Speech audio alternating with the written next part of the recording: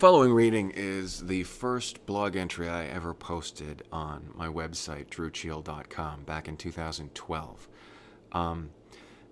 Everyone around me was telling me that if I wanted to be a legitimate author, I had to work on a brand. I had to take all of the things that I was interested in writing about and expressing about myself and distill it into something very nuanced for a very particular audience. And I've always struggled with that. And I've always struggled with reaching out to people and asking them, hey, I've got this party going on over here. I've got this showing. I've got this thing. Come and look at it. It's worth your time. Drop whatever you're doing. Me. This piece became kind of a self-fulfilling prophecy because of all the ridiculous things that I have this character do in their plan to brand themselves. I've done some of them. Anyway, here it is. You're digging a trench, pouring the mortar, stacking the bricks. You're an author, building a brand. Wait for the grounds to grow fertile from the comfort of your spire. Wait for the town's minstrels to sing praises of your handiwork. Wait for the peasants to come clamoring over your drawbridge. Wait, and watch the cobwebs form over your intellectual property. The time has come to go out among the commoners. The time has come to plant some seeds out in the country.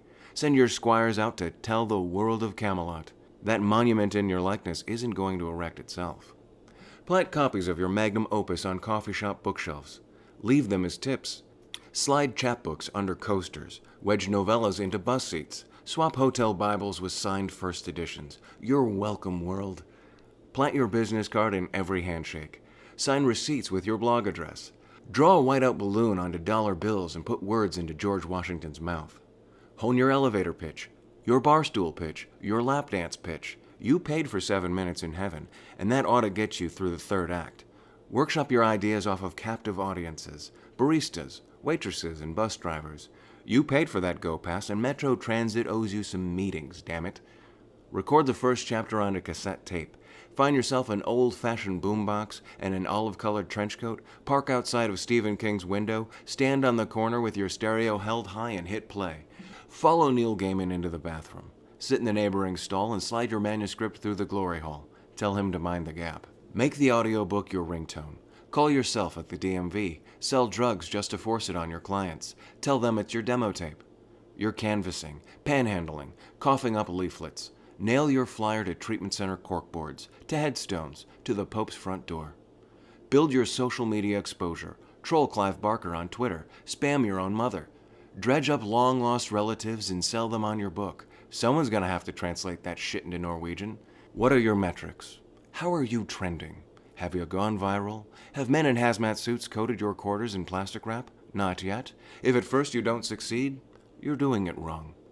Keep telling yourself that 30 isn't a deadline. It's 35. By then it'll be 40. Raymond Chandler was 45 when he wrote The Big Sleep. Too bad H.P. Lovecraft died penniless and alone. There's still time. You can turn this shit around. Rent a snow machine, funnel your prose into the mixture, mount it on the back of a pickup truck and careen down Main Street. You're a one-man ticker tape parade. Surf the hood and shoot t-shirts into the crowd. You want to knock them on their asses, right? Think of all the sirens, all the roadblocks and police choppers. You can't buy that kind of publicity. They'll find you shivering on the top of the IDS tower, wearing nothing but manuscript pages and a Cheshire Cat smile. When they send the negotiator to talk you off the ledge, send him back and demand a photographer. Yell, "Pictures or it didn't happen, goddammit!" Tell them to send up a publicist after him. They'll wrap you in blankets and carry you into the ambulance. They'll tie you to the stretcher, shine flashlights into your eyes, and ask if you're on drugs. They'll lead you into a room and introduce you to a man with a clipboard. He's just going to ask you a few simple questions. All you need to know is that the answer to the first question is page 1, paragraph 1 of your novel, quoted verbatim. Guess what the answer to the second question is?